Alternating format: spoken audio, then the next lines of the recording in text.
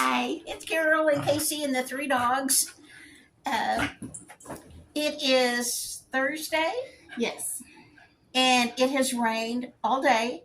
Mm-hmm. Started in the middle of the night. And it's cold. 100 miles to the west of us, they have snow and much, much cooler temperatures. So I hope it's not coming this way. I'm not ready for snow yet. But anyway, Casey read a book that she wants to tell you about. So I forgot the name of it. Do you remember? We'll put that title in. I left the book up at my... Here it is. She read The Whole Town's Talking by Fannie Flagg, and it sounds like a good one. So this book starts out in 1890. It's by Fannie Flagg. It is just kind of a wholesome video, just sweet. A wholesome video? Book. I'm tired. A wholesome book. But it was different, and I wasn't expecting that. But it starts out in, I think it was 1890.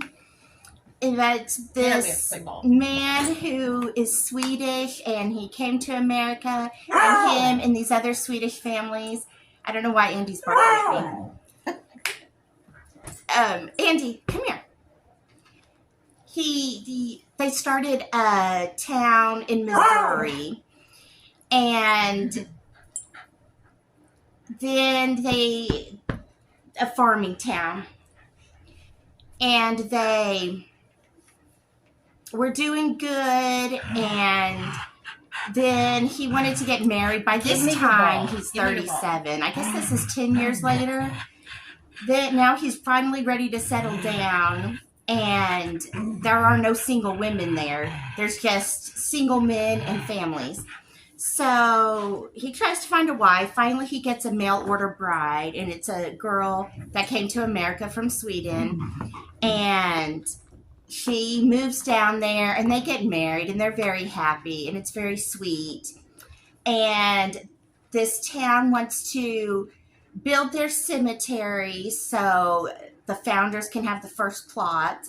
So they build this big cemetery, and then the book goes on to the 1900s, and then pretty soon they have kids, and then just a lot of little stuff happens, and it's just really sweet to read about this town.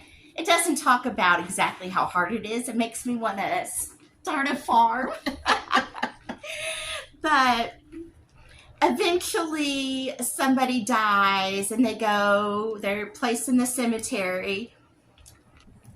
And then they wake up in the cemetery. They're not really awake, but their spirit, I guess, is in the cemetery, and they're laying there looking around. And this character says, well, this was a good spot, a good plot. It does have a nice view. And anyway, so through all of the book, eventually then it goes to the 1920s, and pretty soon there's grandkids, this character, and it talks about all the different people in the town. And then it talks about cousins, and it goes to the 30s, and it talks about the Great Depression. And then somebody else is in their plot, somebody else dies. So then they're talking to each other at the cemetery because they're just laying there. And apparently it's a very happy place, even though they don't do anything. They're just laying there looking around, staring at the sky, and they can't leave the cemetery. They're just in their plot. Oh my goodness. But it's like they're laying in the grass, and they say it's just very nice and peaceful here. And every time somebody dies, then eventually there's a lot of people up there. So they have company. And then they have but of course the families come to visit, and they're always like, oh, so-and-so's here to visit. And pretty soon there's so many people up there that when somebody dies, there's confusion because all of these people are talking at once. So they decide to make one person the person that tells that person, you're at I forgot the name of it. It was the name of the town, cemetery. And then the family gets to say hello first, and then the friends, neighbors. And Well, I want to read this book now. It's cute. It really is cute. But it goes on to the Depression's over, and now there's a different set of little kids, and it talks about World War I, World War II, and then pretty soon there's Vietnam. Wow, this covered a lot of history. It just goes on, and it's weird because you'll end one chapter, and the next chapter starts with these newlyweds suddenly have a 7-year-old or something. It just skips large periods, but it was really interesting. Well, I want to read that when I finish this book. But the very end I got to, and I won't tell you since you want to read it, but I was really... It's just an interesting book. That's all I have to say. You know what that reminds me of? What? That time we were going to the doggy park with Red. Taylor must have been in Yes, school. I thought about that. We used to take, before I got Toby, I had one dog, and her name was Zoe. And we used to take Zoe and Andy to a doggy park that's out in the country. And we would have to go down the E-way to get there, and we would pass by this cemetery. Well, you know how flat it is here. It's flat and no trees unless somebody planted them. There's a cemetery. If you're going south, it's off to the right, and it's just flat. You can see 10 miles here all the time. You can see 10 miles. You can see the entire cemetery, and they have headstones that stand up just in the first couple of rows, and then they made a policy everybody has to have flat headstones so they can mow easier. Well, anyway, so you can see everything. We were going down the E-way, going towards the doggy park this one time, and Red had to be about 3 because he's 3 years younger than Taylor. Mm-hmm. And if she was in kindergarten or first grade. Anyway, he was in his car seat in the back seat. And he said, Grandma, what are those people doing over there? And so I looked, and there was no people over there. And I said, I don't know. And I was with her too, so I know there wasn't anybody over there was there. nothing there. And he said, what are they doing? And so I thought, well, I told him that's a cemetery, and I think it's friends coming to visit another friend there, and they're just standing there talking. Maybe they're saying, oh, look at this pretty headstone. Or they're just coming to visit. And he said, okay. And then he was happy, and Casey and I were freaking out. Because he saw people over in that empty city. Yeah, because the way I remember it, he said, what are those people doing? And we said, where? What people? And he's like, right there, those people. Like, don't you see all those people? Like, yeah, what's wrong with you? He really saw people. That was interesting. But, I think little kids come so innocent from heaven. Their spirits see a lot of things we don't see. That reminds me of Taylor. When Taylor was probably that age, like 3 years old, probably about 3. I don't know if you remember this, but the way their schedules were, her dad got off work first. And we used to tell her, Dad should be home soon. And she would say, no, he's going to be late today. Oh, I do remember and that. He would be late that day. And so the next day we'd say, your dad's going to be home soon. And she'd say, okay. And he would get home on time. And every day that he was going to be late, she would tell us, he's going to be late today. She did. It's not like she had a cell phone to call him. It was very interesting. I had forgotten that, but yes, she did. Sweet kids. And when she was born, they lived in a double-wide trailer house. And shortly after she was born, they moved to this brick house. And one time she was about that age, she said something about, do you remember when I lived in that trailer house? And oh, yeah. And she had said that to her mom, and her mom said, did you ever tell Taylor that we lived in that trailer house over there? And I told her, well, no, it hadn't crossed my mind to tell her, oh, you lived in a trailer house when you were first born. And Kaylee said, the mom said, well, I've never told her either, but she was telling her all about this trailer house they lived in. Yeah, and she was still a baby when they moved from that house. Oh yeah, she was not even a year old. She was maybe. That's right, because they had her first birthday party at the new house. Yeah. That's crazy. Yeah. Anyway, that sounds like a good That's all I vacation. know. It's my family flag, and I'll take a picture of it in here.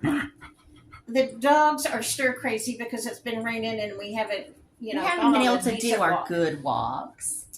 Today, the maintenance men came and put me in a brand new dishwasher. If you hear a noise, that's what it was. I forgot to pause it. My dishwasher broke in June, and they happened to be doing inspections the next day, and so I told them the dishwasher's broken, and I've been waiting all this time, but finally they've come a couple of times, and they were trying to figure out if they could repair it or what, and then next to the last time he came in, he said, I've watched 4 videos or 6 He videos said, I've watched 8 videos on how to repair it. repair it.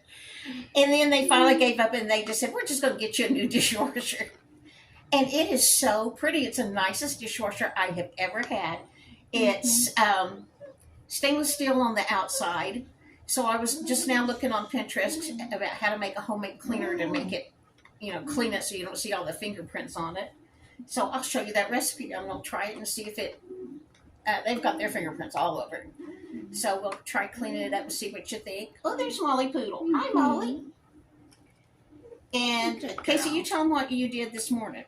Oh, I took the kids to a hockey game. They had a... Basic. I have new subs.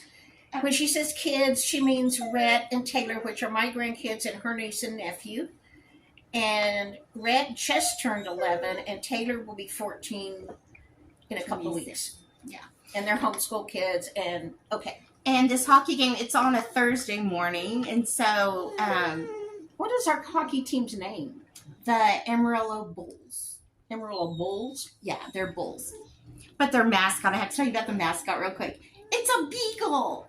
Isn't that... They're the Bulls, and their mascot is a beagle? Well, I don't know if that's their mascot. Their mascot's not a beagle. It's a bull. I'm sorry. The mascot's a bull. But the guy that walks around, the crowd, it's a beagle wearing a Bulls jersey. It is so cute. And then he has a cowboy hat on. Well, did you It get is a the picture? cutest thing. No, I should have took a picture. I bet I could find it on my phone. Yeah. But it was really cute. Anyway, so it was at 10:30 or 11 o'clock this morning, which is an odd time for a hockey game, 11 on a Thursday morning. So they had, they called it the field trip hockey day. And they had 1, 2, 3, 4, I think it was 5 different elementary schools, like not the whole school, but some grades in those schools came. And then the homeschooled kids could also come for $5 a person. So that was pretty cute to get in. So I took them, and of course there wasn't a lot of people there.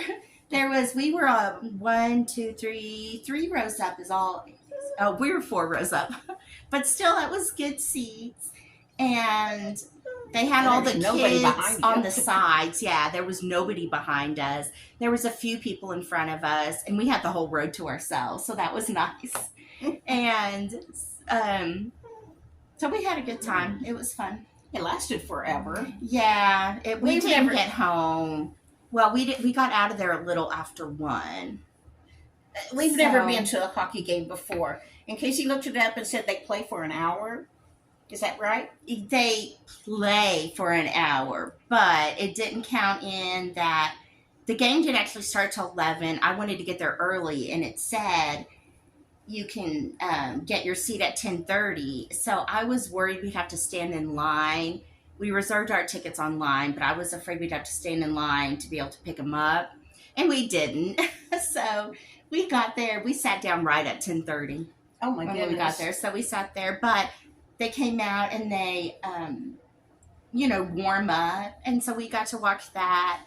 And Does that mean they then- skated around? Yeah, well, and with the puck and their hockey sticks and like practice for the game. So that was Rhett and Taylor's first game, so they thought that was interesting. And I don't know. I don't know what to say. Oh, there's three periods, and so our during halftime was between the second and the third. But I was surprised. I thought they're just now at halftime. I'd been to a hockey game before, but it was years. Oh, I didn't know you'd ever been to one. Are they the Bulls now? They're not the Bulls. That was what they were when I went the first time, but then they changed mascots. I don't know what they are. Amarillo Dellas, the baseball. That's the baseball. Now they're sod poodles. Yes. I don't know. What I don't know what our hockey team is. Must now, be a beagle. We'll look at it. No, it's not. But anyway, because I kept thinking, well, why is it a dog walking around with it? But it was cute because he had the jersey on. Anyway, Toby. This is my new dishwasher. That's probably pretty loud. I don't know what to do with it. Let's see if we just can open the... Let's push cancel. Okay, I don't know what to do with it. I put a cup of vinegar in it and a cleaning pod because I wanted it to be good and clean before I put dishes in it. But it is so nice. You know, apartments always buy the cheapest things, so what I had before was awful. And it's got this thing. That was a cup of vinegar I put in there. So I'm tickled to death to have a dishwasher again. Okay, that's it for this one. Let me know if you've read this book. It was first published in 2016, so it's not a new one. Let me know if you read it and what you thought about it. I'm going to read it after Casey brings it down. Okay, hope you're doing good. Let me know what's going on in your corner of the world. Thank you for watching. I appreciate you guys. Okay, bye-bye.